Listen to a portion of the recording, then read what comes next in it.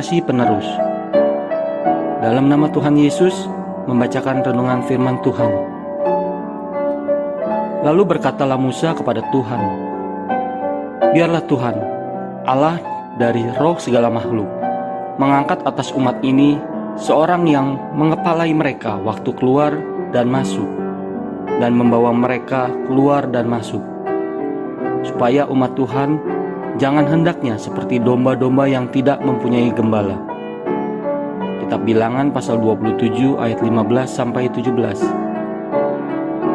Ketika umat Israel sampai ke Kades di padang gurun Zin, mereka kembali mengalami ketiadaan air untuk minum.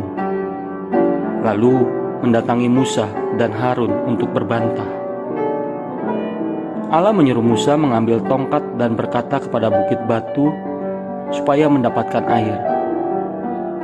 Tetapi di depan rakyatnya, Musa mengangkat tangan dan memukul bukit batu itu dengan tongkatnya 2 kali. Memang seketika itu juga keluarlah banyak air dari bukit batu itu.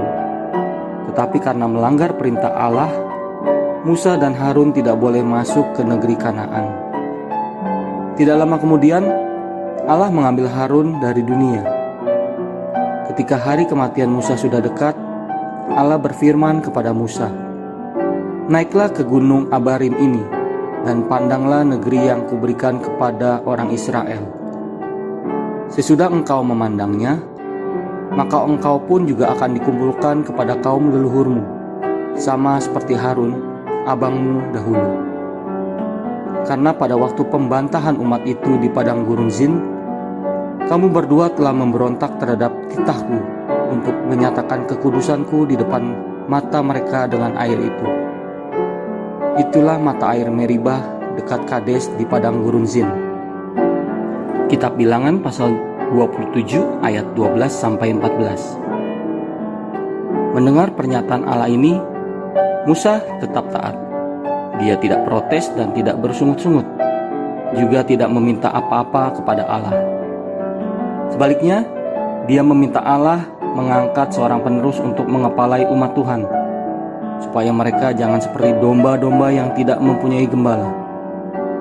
Dari sikap dan jawaban Musa kepada Allah, kita dapat mengetahui bahwa dia adalah seorang yang lapang dada dan melihat jauh ke depan, seorang pemimpin yang rendah hati dan taat, yang mengerti pentingnya mengangkat angkatan penerus.